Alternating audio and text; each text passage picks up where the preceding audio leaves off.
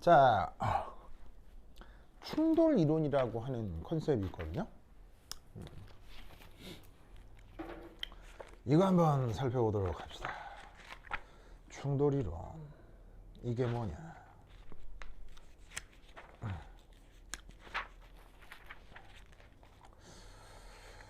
자, 아유, 그렇게 안 돼. 오, 아유, 그렇게 안 돼. 됐어. 자, 우선 첫 번째 일.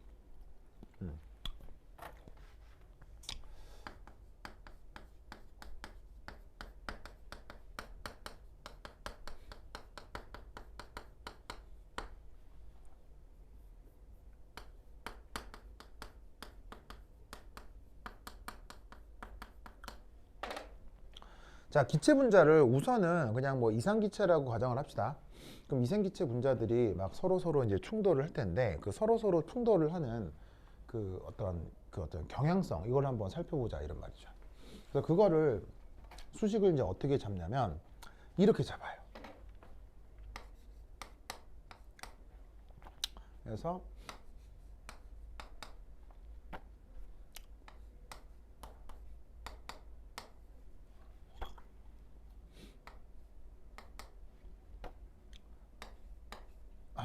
좋아. 자, 저렇게 생각을 합니다. 자, 저 수식을 여러분들이 본 적이 있나요? 자, 저 수식 배운 적 있는 사람? 배웠었죠. 어디서 배웠느냐? 바로 기체 9장에서 배웠습니다. 그래서 이상기체 충돌이론 혹은 이상기체 분출, 이런 말 들어본 적이 분출? 조그만 구멍을 통해서 기체가 빠져나가는 그런 현상들에 대해서 저 얘기를 했었거든요. 기억나요? 기억나요? 자, 그래서 이때 이게 이제 각각 뭐냐면 우선 그 첫 번째 V분의 N, V분의 얘는 뭐냐면 V가 부피고 N이 입자의 개수예요. 그래서 V분의 N은 일종의 개수 밀도죠. 자, 이때 충돌 속도라는 말이 있는데 이 충돌 속도를 어떻게 표현하냐면 여기에 있는 것처럼 Z1 이렇게 표현을 하거든요.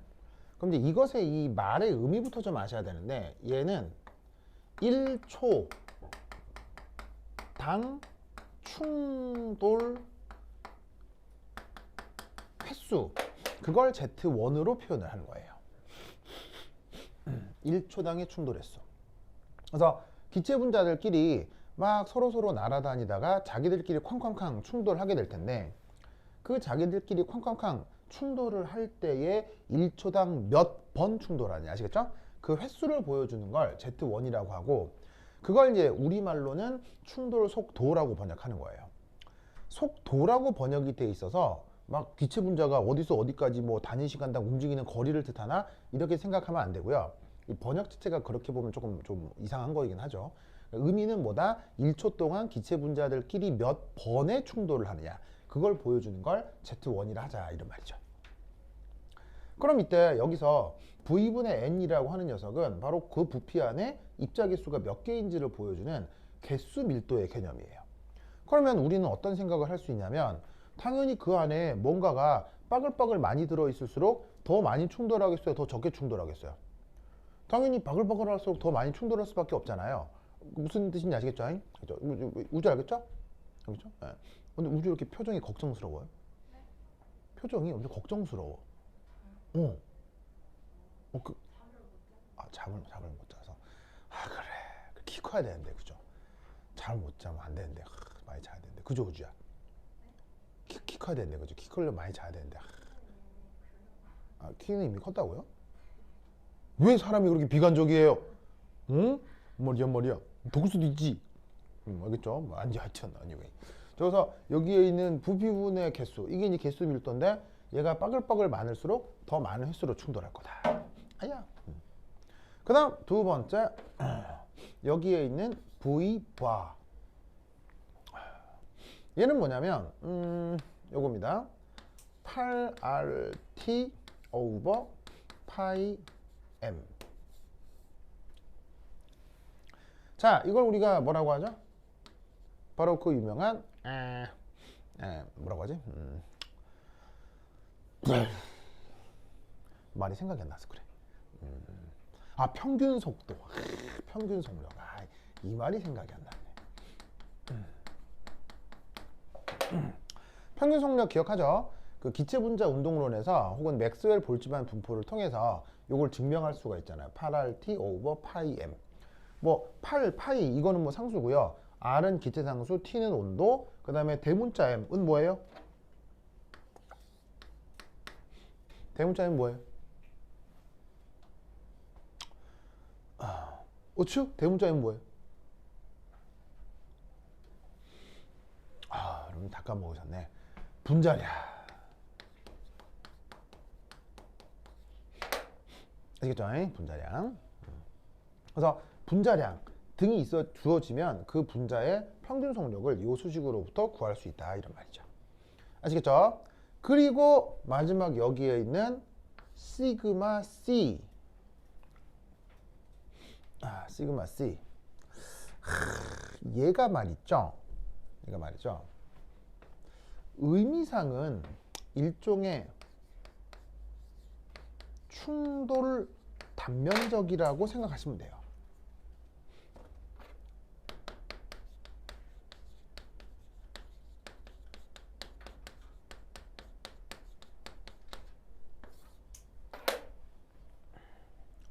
자, 그러면 여기서 이 충돌 단면적의 의미가 뭐냐? 예를 들어 이거죠. 그 사람이 붐비는 곳에 사람이 또 가게 되면 당연히 움직이면서 사람들끼리 살짝 부딪힐 수 있죠. 그런데 예를 들어서 뭐 토요일 오후 2시에 막 코엑스처럼 사람이 억수로 붐비는 곳에 가면 슬쩍 부딪히는 게 당연한데 그때 하필 내가 이만큼 큰 등산 가방이죠. 이만큼 큰 등산 가방을 내가 메고 있어. 그러면 그 사람 만나서 움직일 때 당연히 덜 부딪히겠어요? 더 부딪히겠어요? 당연히 더 부딪히겠죠. 그거를 보여주는 척도인 거예요. 그러니까 이 충돌 단면적이라고 하는 게 예를 들면 그냥 있을 때와 큰 가방을 맸을 때 차이가 있을 수 있죠. 그걸 구분해주는 척도인 거예요. 쉽게 얘기하면 뭐냐면 이 충돌 단면적을 이렇게 생각해도 돼요. 내가 가만히 이렇게 있을 때 이게 사진을 딱 찍어서 나타나는 여기 그림자죠. 그림자. 그 그림자의 단면적을 충돌 단면적이라고 생각하면 된다고요. 그러면 내가 이 상태에서 가방을 크게 메고 있으면 그림자가 생겼을 때 면적이 더 넓어질 거 아니에요. 그 정도의 개념을 충돌 단면적이라고 생각하면 돼요. 무슨 말인지 알겠죠? 우선은 1차적으로. 그러면 이 세 개를 이제 다시 한번 종합해서 얘기를 하면 어느 공간에서 기체 분자들끼리 막 서로 부딪히는데 첫 번째, 빠글빠글 할수록 더 많이 부딪히겠죠. 당연한 거 아니에요? 그 다음 두 번째, 지가 가만히 있을 때보다 지가 움직일 때 더 많이 부딪히겠죠. 자, 무슨 말이냐면 얘는 1초 동안 보시다시피 충돌하는 충돌 횟수인데, 예를 들어서 가만히 있고 속력이 적은 상태에서는 충돌과 타겟까지 도달할 때까지 시간이 오래 걸릴 거 아니에요. 그럼 예를 들어서 여기서부터 여기까지 가는데 10초가 걸린다. 10초. 그럼 10초가 걸리면 10초가 가야 비행해서 얘랑 충돌한다고 생각하면 10초 동안 한 번 충돌하니까 1초 동안은 0.1번의 충돌을 한다라고 평균적으로 생각할 수 있겠죠. 그런데 얘가 어떤 놈은 빨라서 여기까지 도달할 때까지 1초밖에 안 걸려. 그럼 얘는 확실히 1초 동안 한 번에 충돌을 할 수 있는 거죠. 그러니까 내가 가지고 있는 속력이 빠를수록 1초 동안 충돌 횟수도 많이 나올 수밖에 없다고요. 그래서 평균 속력이 바로 이 충돌 횟수하고 또 비례할 거다. 그리고 마지막으로 요 충돌 단면적, 요거는 이제 등산 가방 메고 있는 걸로 설명을 드렸고요. 그래서 얘를 이제 간단하게 생각을 하면, 첫 번째, 빠글빠글 할수록, 훌탁훌탁 뛰어다닐수록, 넙대대할수록 더 많이 충돌한다. 알겠죠? 그래서 이 아이디어를 꼭 기억해 두세요. 이 수식 자체가 어떻게 증명되지는 않아요. 그러니까 인간이 생각하는 직관적 개념 때문에 이런 수식이 제시가 되는 거니까 이 수식을 어쨌거나 외웁시다. 알겠죠? 어쨌거나 외웁시다.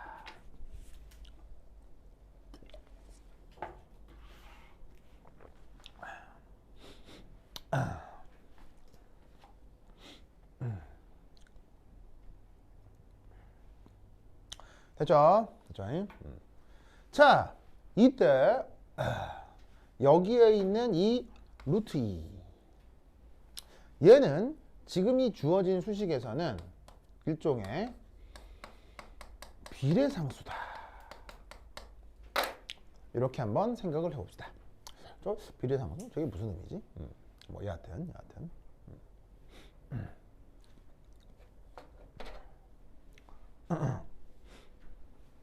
자, 그러면 이 충돌 이론에서 첫 번째,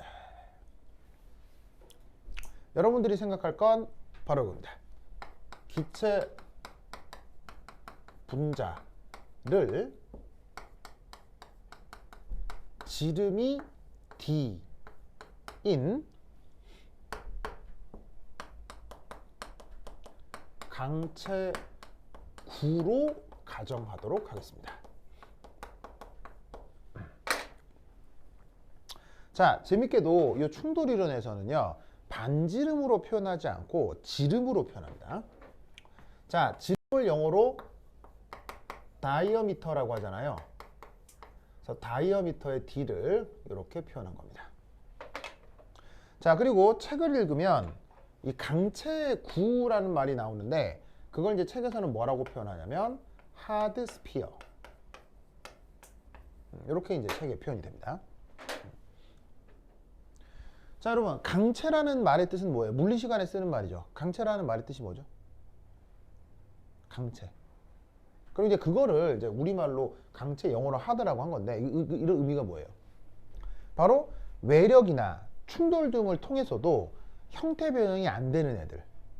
예를 들면 풍선 같은 경우는 강체예요, 강체 아니에요? 풍선을 쿵 들으면 쏙 들어가잖아요. 이런 거 말고, 예를 들면 우리 일상생활에서 예를 들면 막 그 왜 쇠 베어링 같은 거, 쇠구슬 같은 거, 이거 뭐야? 저기 그 우주 쇠구슬 알죠? 어떻게 알아요? 어디 던졌구나. 그래. 그 쇠구슬 알죠? 그 은색으로 반짝반짝 빛나는데 쇠로 되어 있는 동글동글한 공. 그리고 이렇게 만져보면 뭐 형태 변형 될 것 같아요. 단단해요. 단단하죠? 그런 걸 하드 스피어라 하자, 이런 말이죠. 아시겠죠? 자, 그래서 이렇게 이제 구를 하나 이제 짱 가정을 하고, 요게 기체 분자이며 여기서부터 여기까지 요거를 지름 d라고 해보자, 이런 말이죠. 자, 앞으로 기체 분자를 이렇게 그 강체 구로 가정을 하도록 하겠습니다. 자, 이때 두 번째 이 바로 컬라이전 크로스 섹션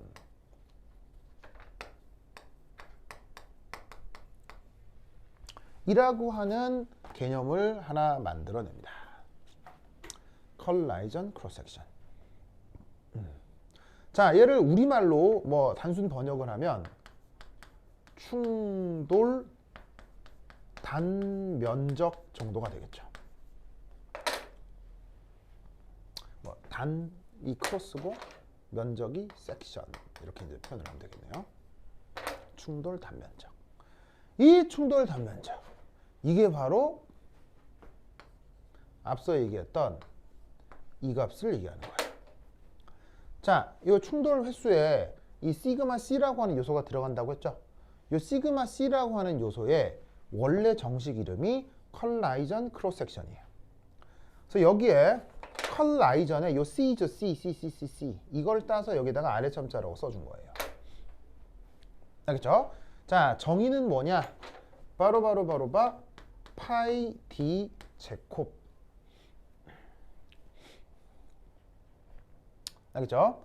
그래서 여기에 있는 요 지름을 토대로 한 어떤 그 지름이 반지름이 되는 또 다른 어떤 단면, 그걸 파이 D 제곱을 컬라이전 크로스 섹션으로 정의한 거예요. 자, 그러면 이게 무슨 의미냐?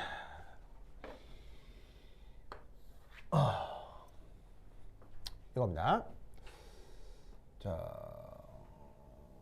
짜자자잔. 보이시죠? 보이죠? 이게 방금 얘기한 요 강체 구입니다. 자, 강체 구의 지름은 뭐라고요? D라고요. 근데 이때 편의상 요거랑 여기다 쓰자. 여기 이제 지름이 D라고요. 자, 근데 이때 여기서 노란색으로 그릴까?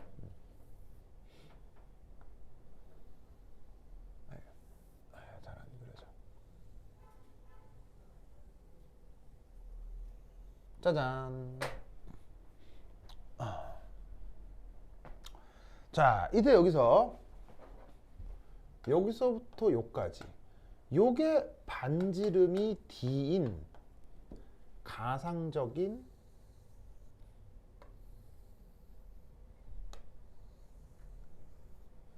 아잉 예쁘지가 않아.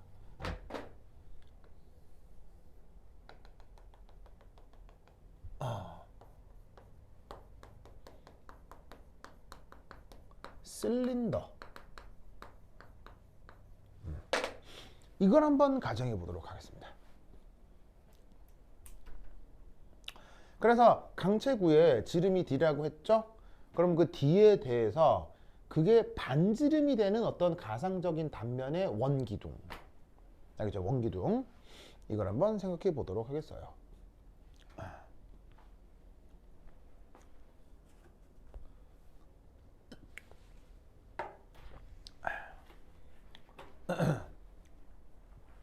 자, 이때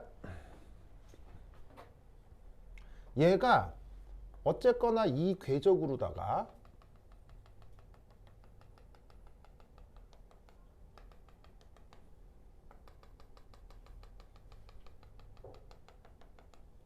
슝 이렇게 해가지고는 하여튼 슝 해가지고는 이렇게 얘가 비행을 할 거란 얘기지.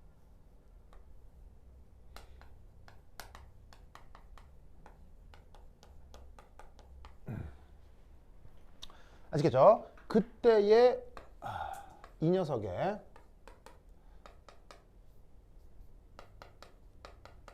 평균 속력을 V바라고 합시다.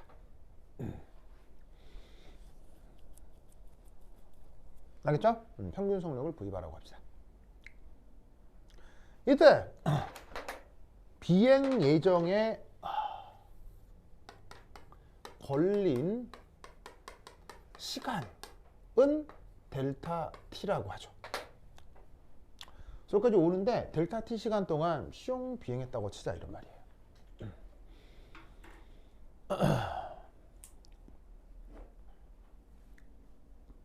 뭐만 아시겠죠? 알겠죠?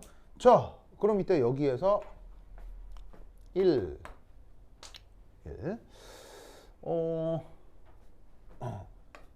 비행 거리 어떻게 표현될까요? 속력이 있고 시간이 있으니까 거리는 보시다시피 V바 델타 T. 맞나요? 즉 뭐냐면 여기서부터 요까지, 바로 여기서부터 요까지가 바로 비행 거리가 될 건데 그 값이 V바 델타 T가 될 거라는 얘기죠. 왜냐하면 속력이 있고 시간이 있으면 비행 거리는 저렇게 될 거예요. 그럼 이때 여기에서 이 실린더의 부피 어떻게 표현이 되죠? 자, 요 단면을 뭐로 했어요? 요거라고 정한 거 아니에요? 그러면 원기둥인데 단면 있고 거리 있으면 부피는 당연히 어떻게 표현되겠어요? 바로 시그마 C의 V바 델타 T. 맞죠? 그래서 얘는 단면적이고 얘는 그 실린더의 뭐 높이다, 뭐 이렇게 생각하면 되죠. 단면적의 높이를 곱하면 당연히 여기서 부피가 나오겠죠. 자, 이때 세 번째, 이 실린더에 미리 존재하고 있는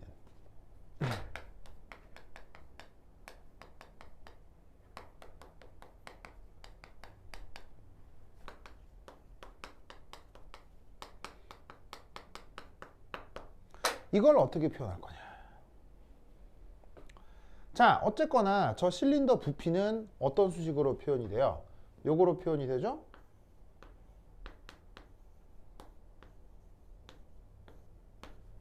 여기다가 뭐를 곱해준다? 이걸 곱해주는 거예요.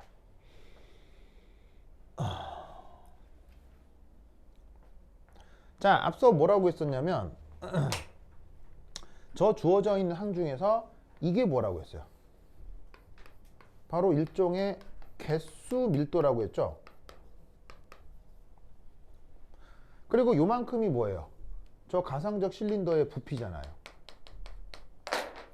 즉 부피에다가 밀도를 곱하면 바로 개수가 되는 거죠. 무슨 말 알겠죠? 알겠죠? 지금 이 상황을 어떻게 생각하시면 되냐면, 예를 들어서 이런 큼지막한 그릇이 있는데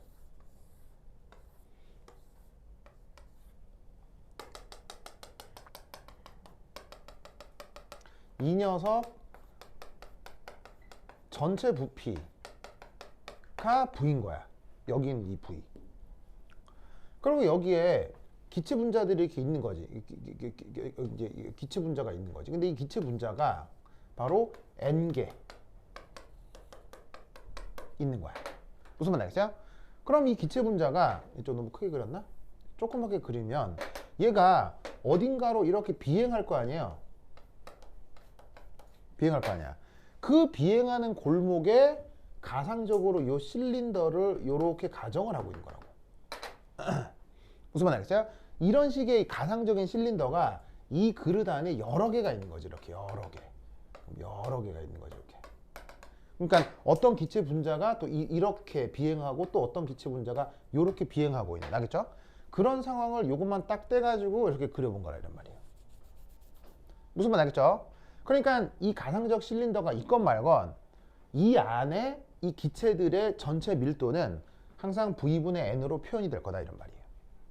그게 이쪽 실린더건 이쪽 실린더건 그 전체 밀도는 다르겠어요? 전체 밀도는 같다고 볼 수 있겠어요? 같다고 가정을 하는 거지. 알겠죠? 그래서 전체 밀도에다가 일정한 밀도에다가 그 부분의 부피를 곱하면 바로 이 부분 안에 들어있는 입자의 개수를 계산할 수 있다는 얘기예요. 무슨 말 알겠죠? 알겠죠? 무슨 알겠죠? 그래서 이제 여기에 있는 그 입자의 개수와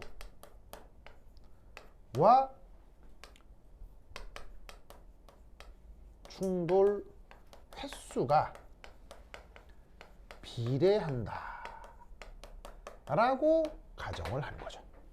즉, 이 개수가 많으면 많을수록 이 녀석이 여기를 진행할 때 더 많은 경우의 수로 충돌이 가능할 거다라고 생각하는 거예요.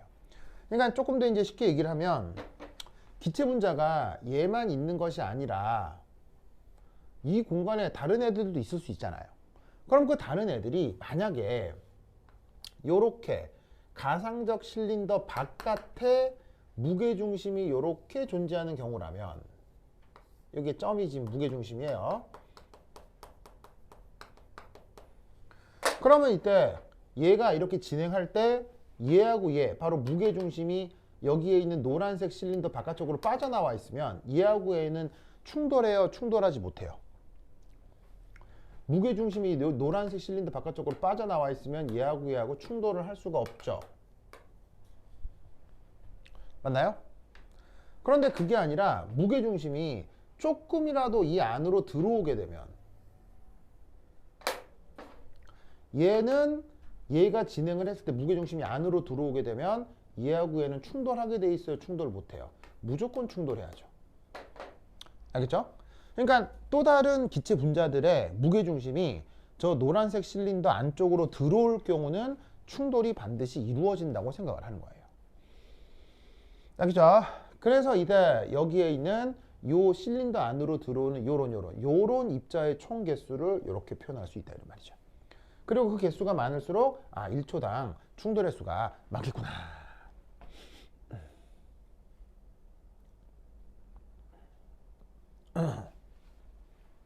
뭐든지 아시겠죠? 알겠죠? 이 아이디어를 꼭 기억해 두시기 바랍니다. 자, 그럼 이 상태에서 3, 4 바로 충돌 속도를 표현해 보도록 하겠습니다.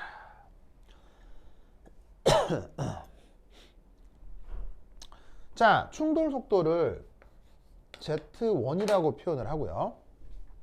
얘는 앞서도 얘기했듯이 1초당 충돌 횟수가 되는 거예요. 그럼 아까 전체 충돌 횟수는 이 수식으로 표현된다고 했죠. 그러면 얘를 어떻게 표현할 수 있느냐? 이렇게 표현할 수 있지.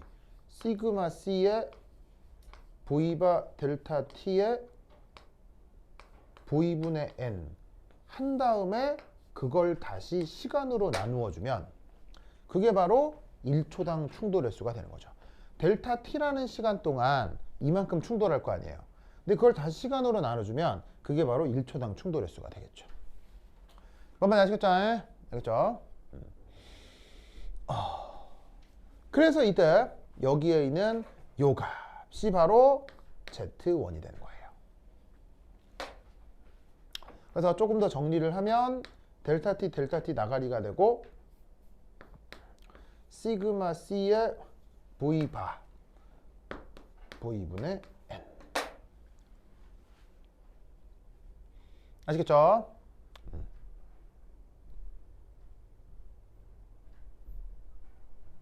자, 이때 재밌는 것은 이겁니다. 1, 2, 3, 4, 그 다음 5.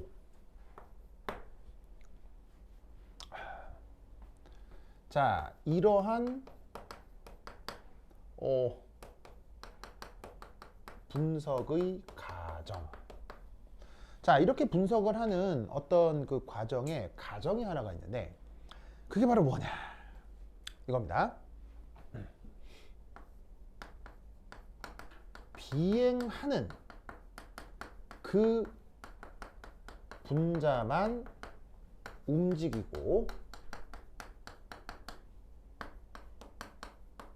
나머지는 정지해 있다 라고 가정할 때 이 분석이 허용이 됩니다. 무슨 말이냐면 잘 봐요. 얘는 충돌 안 한다고 했죠. 얘는 충돌한다고 했죠. 그게 어떤 가정이냐면 얘가 이리 올 때까지도 얘가 여기 가만히 있을 때 충돌 안 한다는 얘기예요. 만약에 지금 이렇게 있어도요, 얘가 이렇게 올 때쯤에 안으로 들어와 버리면 충돌해요, 못해요? 할 수 있죠. 역으로 이놈도 충돌한다고 돼 있으나 얘가 이리 올 때까지 여기 가만히 있다는 가정에서 이 분석을 하는 거예요. 만약에 여기서 움직여 버리면 얘가 이리 왔을 때 충돌해요, 못해요? 못하죠. 즉 이런 모든 분석이 달라지게 되는 거예요. 그래서 이 분석의 핵심, 바로 실린더의 기존 존재하는 분자의 개수가 그대로 충돌 속도로 나타날 거다라는 이 아이디어는 철저하게 얘만 움직이고 나머지는 뭐하고 있다? 스토프! 스토프! 알겠죠? 비행하는 쟤만 비행하고 나머지는 스토프.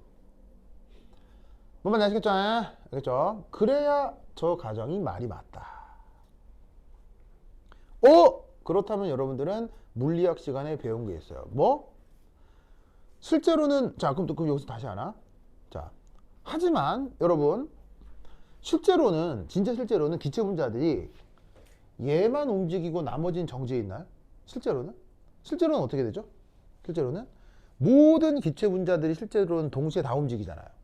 모든 기체 분자들이 실제로 다 움직이는데 다 정지해 있고 하나만 움직여야 된다 라고 가정하는 거 아니에요. 이런 걸 우리가 물리 시간에 뭐라고 배웠죠? 실제로는 다 움직이는데 분석을 편하게 하기 위해서 넌 가만히 있어, 나만 움직일게, 이렇게 분석하는 테크닉을 물리학에서 뭐라고 해요? 내 얘기하면 다 이러면 다 알아요. 다 움직여서 이게 복잡할 때 잠깐만, 너 가만히 있어, 나만 움직일게, 이렇게 분석하는 물리학적 테크닉, 그걸 바로 상대 움직임이라고 하죠. 다른 말로는 상대 속도. 무슨 뜻인지 아시겠죠? 자, 뭔 말이다? 여기서 분석하고 있는 요 V반은 평균 속력이긴 하지만 평균 속력이면서 동시에 무슨 속도여야 된다? 평균 상대 속력이어야 돼요.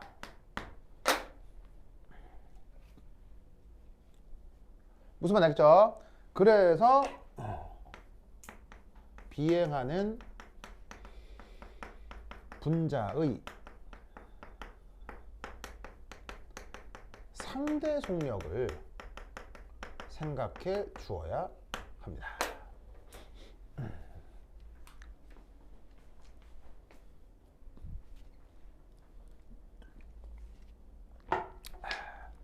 그러니까 사실 여기에 있는 요 V죠, V. 그냥 V가 아니라 REL, REL, REL, REL.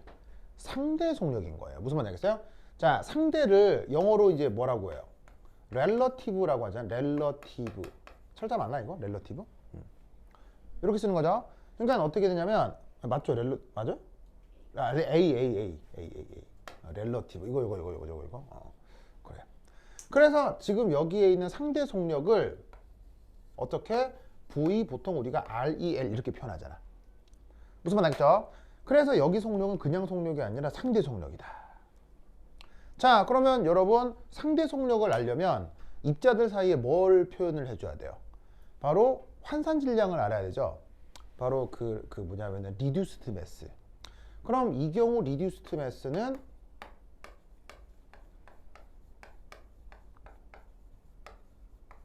자, 어떻게 표현이 되느냐? 자, reduced mass는 mu 이렇게 표현되죠. 그럼 이 reduced mass를 어떻게 물리학에서 구해요? 이런 식으로 역수로 구하죠.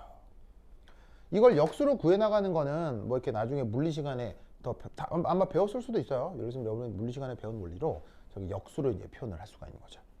이때 이 M 이게 뭐냐면 바로 기체 한 분자 간 기체 한 분자의 질량이 되는 거고요. 두 분자가 충돌을 하는 건데 어쨌거나 지금 다른 기체들이에요, 동일 기체들이에요. 동일 기체들에서 충돌을 하기 때문에 여기에서 환산 질량을 동일한 기체니까 질량이 똑같게 표현을 해볼 수가 있는 거죠. 알겠죠? 그럼 이때 여기에서 얘를 어떻게 표현한다? m분의 2. 그럼 따라서 뮤는 기체 분자 하나 질량의 절반.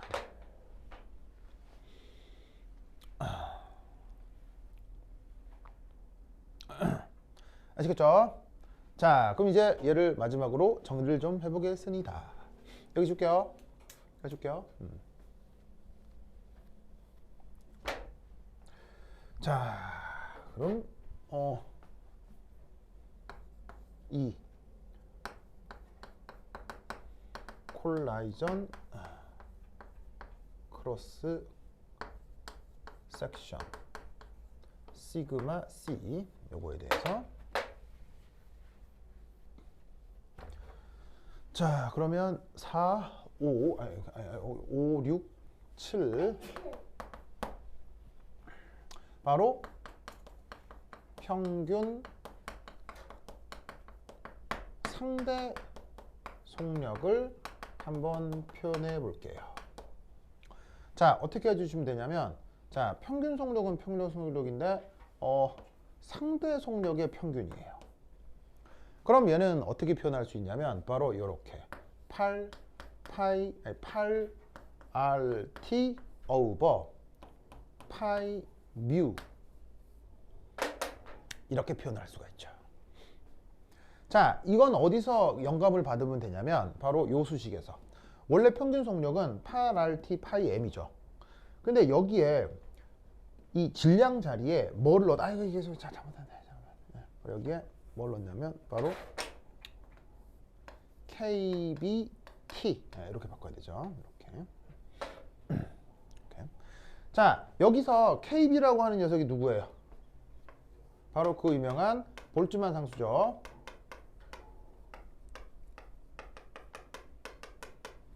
오케이? 자, 볼츠만 상수를 이렇게 질량 개념으로 나누면 그게 바로 상대 속력이 됩니다. 상대 속력이기 때문에 여기에 또 뭘 넣었고요? 바로 환산 질량을 넣었고요.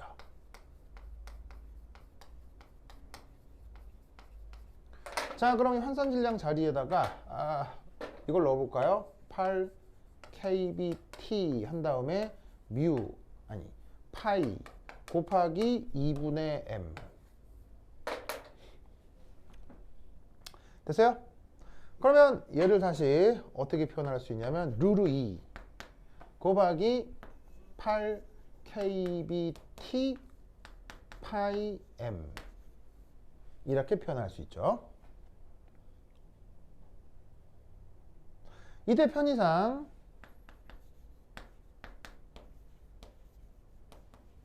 여기다가 얘를 곱해 볼게요. 수식에 위아래에다가 뭘 곱했죠? NA를 곱했어요. NA가 뭐죠? NA가 바로 그 유명한 아보가드로 수죠. 그러면 얘를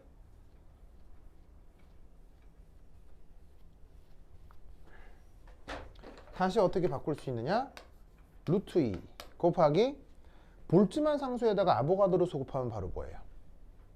그게 바로 기체 상수 R이죠. 그 다음 하나의 질량에다가 아보가드로수 곱하면 어떻게 돼요? 그게 바로 분자량이죠. 아시겠죠? 이 표현이 어디 있어요? 여기 있네. 여기 있네. 아시겠죠? 이게 바로 아까 얘기했던 기체 분자 하나의 평균 속력이라 이런 말이에요. 그래서 기체 분자 하나의 평균 속력은 요건데 그걸 상대적 움직임으로 고려할 때는 거기에다가 루트 2를 곱하시면 상대 평균 속력이 나온다 이런 말이에요. 무슨 말인지 알겠죠? 그래서 여기 아까 루트 2가 그냥 비례상수라고 했지만 실제로는 뭐를 고려한? 상대 속력을 고려한 항이 된다 이런 말이에요. 알겠죠? 그래서 이 루트 2가 이 안으로 들어가면 그냥 Z를 어떻게? 단면적의 상대 속력이 V분의 N 이렇게 표현할 수 있고요. 이 안에 있는 루트 2를 바깥쪽으로 빼면 이렇게 분자 하나의 평균 속력으로 표현을 할 수가 있다는 얘기예요. 그래서 이 루트 2가 그렇게 도입된 비례상수법입니다. 상대 움직임을 고려하기 위해서. 아시겠죠? 그러면 오늘은 이제 여기까지 해볼 건데 이 개념이 이제 어떻게 또 확장이 되겠어요? 지금은 동일 기체 사이의 충돌 속력을 본 거잖아요. 그러면 동일 기체가 아니라 서로 다른 기체 분자들끼리 충돌할 수 있죠. 그때 또 개념이 확장되고, 그 다음 충돌로 끝나지 않고 그 충돌이 뭐로 연결될 수도 있겠어요. 화학 반응으로 연결될 수도 있겠죠. 그 개념으로부터 속도 상수를 유도할 수가 있어요. 그걸 우리가 충돌 이론이라고 하는데, 오늘은 그 충돌 이론의 도입만 한번 살펴보았습니다. 됐죠? 오케이, 됐다. 그럼 여기까지. 다음 시간에 만나요. 다음 시간에 이거 충돌 이론 더 할 거야, 그죠? 할 거야, 그죠? 그래서 옥스토비 책을 미리 예습하셔도 되고요. 옥스토비 책 예습해도 좀 말이 좀 어렵긴 할 거예요. 자, 하여튼 오늘 여기까지. 다음 시간에 만나요. 안녕.